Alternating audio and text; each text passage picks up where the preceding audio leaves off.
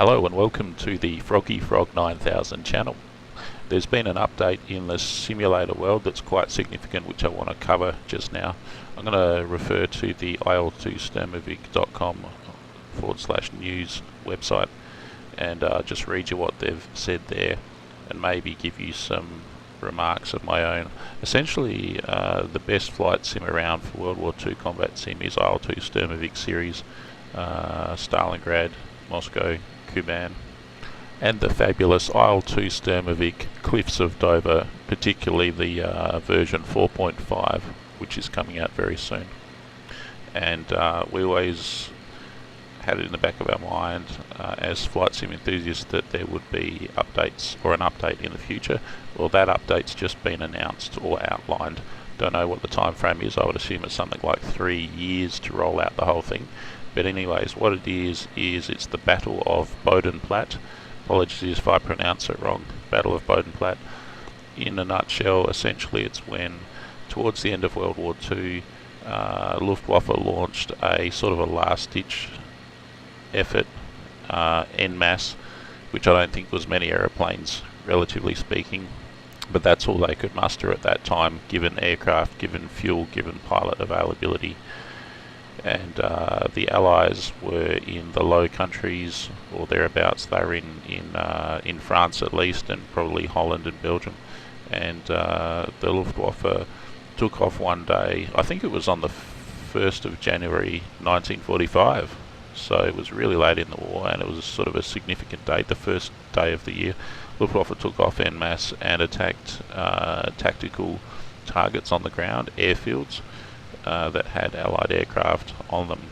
So it was a real event, and now there's going to be a video game relating to that. It was a spectacular failure, apparently. Apparently for, don't know the exact figures, but something along the lines of for every aircraft that Luftwaffe destroyed, they lost 2 aircraft of their own, something along those lines. So it didn't work.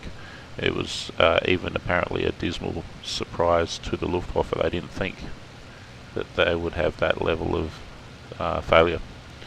So anyways, that's Operation Bodenplatte, and there's going to be a video game relating to it. So let me just read you what we've got here, and yeah.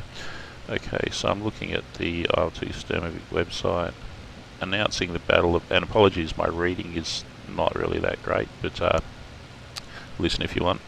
Announcing Battle of Bodenplatte, flying circus, tank crew, and more. It's also an update to the fantastic Rise of Flight, which is World War I combat sim, covering fighters and bombers. And the last update to that was in 2014, I think. So this is nearly 2018. So 4 years later, we're getting a full-on update for that World War I combat sim.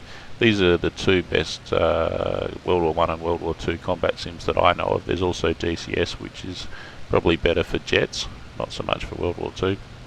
But the Il-2 series at this time, there's nothing really comparable to it. Not sure if that's no one's making them, or if it's not economic. But yeah, they're very focused on, Il-2 is very focused on high realism World War II. Anyways, here we go. Announcing Battle of Bodenplatte, flying circus, and tank crew and more. And this was on the 17th of November. Dear friends, once again it's my honour to... I'll just read the good bits, actually. In my opinion, what the good bits are. Without further delay, our next 3 Il-2 Sturmovik titles are going to be the following: Battle of Bodenplatte, flying circus, and tank crew. So World War II, World War I, and World War II tanks. That's right, Sturmovik is expanding into new territory, and we are going to tackle building and releasing 3 new titles in 2018 and into 2019. All titles will be unique in their own way, and all will be branded Il-2 Sturmovik, and will share the same client software. The engine in Il-2 Sturmovik is really good. The graphics engine or whatever, it's amazing. Sometimes you look at the graphics and you think you're looking at real life. It's almost photorealistic. Flying Circus and Tank Crew will be their own series within Sturmovik. within the Sturmovik ecosystem and give Sturmovik fans new ways to have fun. This ambitious and aggressive development plan will be made possible by working with talented professional studios whom we have partnered with in the past few months. If everything goes to plan, this will allow us to do parallel development like never before. Sounds like they're going to accelerate everything and do everything in tandem. More about our partners and their role in development diaries. Battle of Bodenplatte. Although it was technically an operation, for continuity's sake we're calling it a battle. Battle of Bodenplatte will explore the air war near the end of 1944 and into 1945.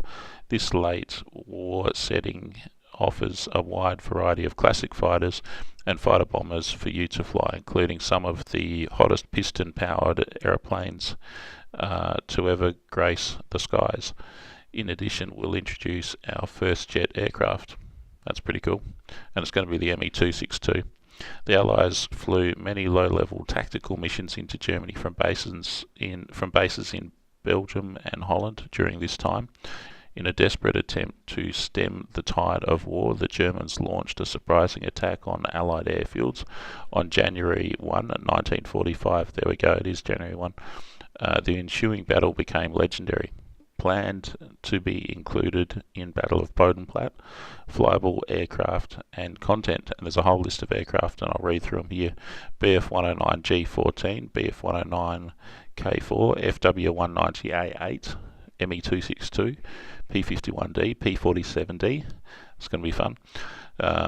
Spitfire Mk that we all know from Kuban, Tempest Mk, Fw190D-9 as a collector plane, P38 Lightning as a collector plane, B25 as an artificial intelligence plane that you can't fly but it's in the game, and then the map, European Low Countries map, final size to be decided, parts of the Netherlands, Belgium, many Allied and Axis airfields, cities, towns and villages, winter and summer textures are planned. And finally, new Allied and Axis ground units and scenery. How cool does that sound? I was looking continually in the video game Il-2 Sturmovik to see if there's been any updates with, I think it's an A20, Martin A20, or it's a B26. I think it's an A20, or it's an A26. Anyways, it's a little known light bomber, and also the P39 Airacobra. Anyways, I've purchased them. They're part of the Kuban series, and I'm waiting for them to be released, so I want to fly them. So every now and then I check in on the video game to see if there's an update with that, if the planes are available to fly. That's over the last, I don't know, month or something, and there's been nothing new there. So correspondingly, I've been checking the Il-2 website and looking there if there's any update on if they have or when they're going to release those two planes. And A20, it's an A20. Yeah, and I think it's made by the aircraft company Martin, which I don't think exists anymore. Martin A20. Yeah, so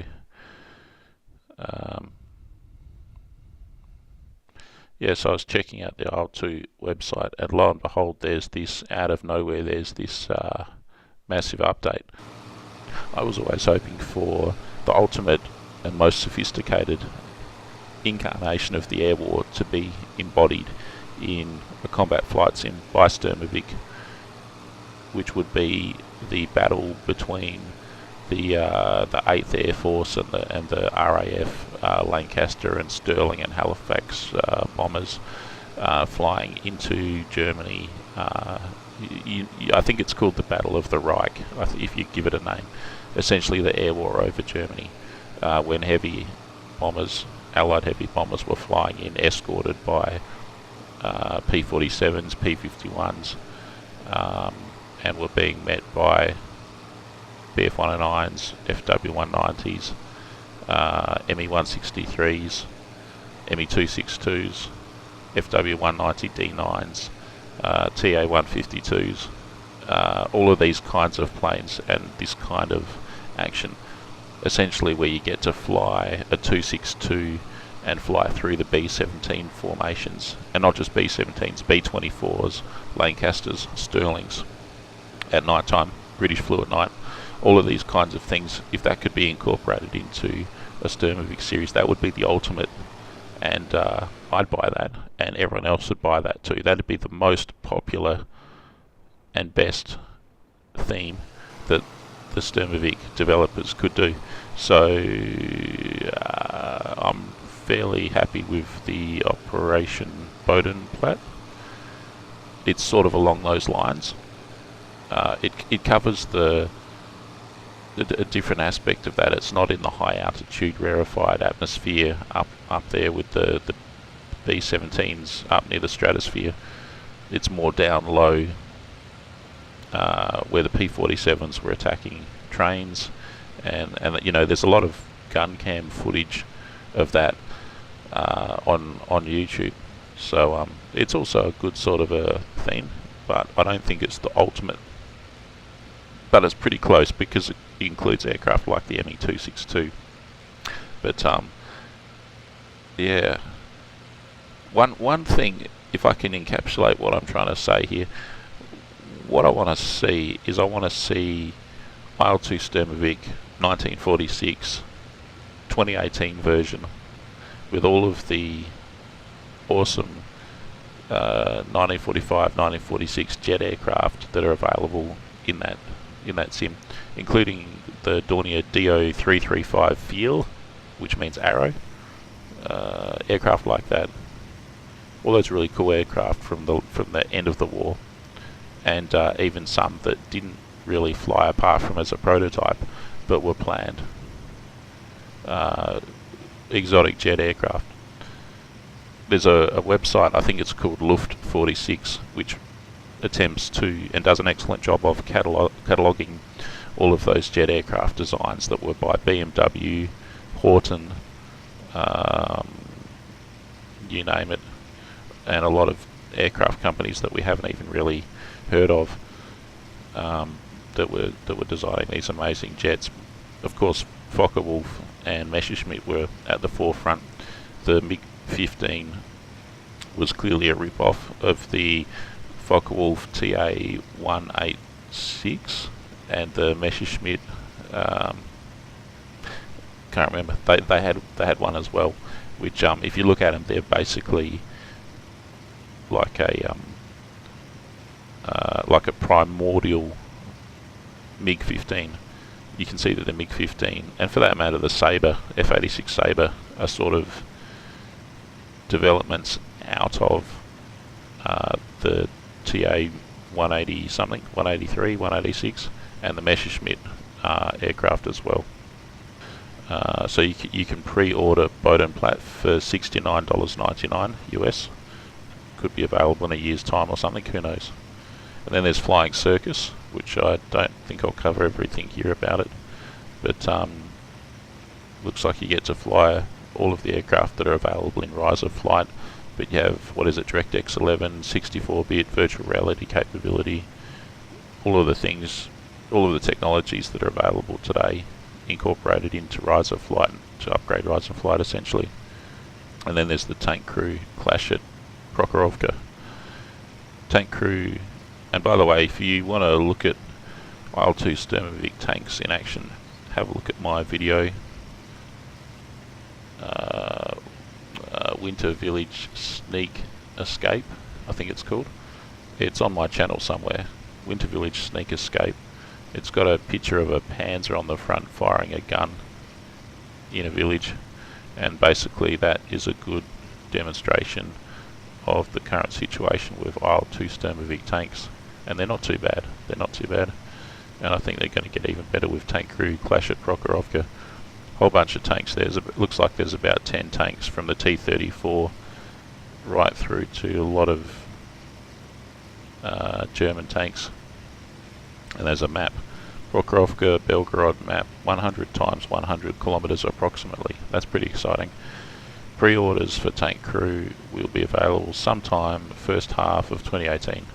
What does that mean? Before January, February, March, April, May, June, before June. Before June next year. So, hang on a tick. pre-orders. So it doesn't mean you'll get to play it, you'll just be able to pre-order it. So to me, and it's fair enough, but it looks like you have to wait for a bit to get hold of these Il-2 developments. How frustrating, but that's reality. But at least they're letting us know ahead of time what their intention is. And by the way, this is just an intention, isn't it? Doesn't mean that these games will come to fruition, but I think it's highly likely that they will. You've probably got a 95% chance that what they're outlining here will come to pass.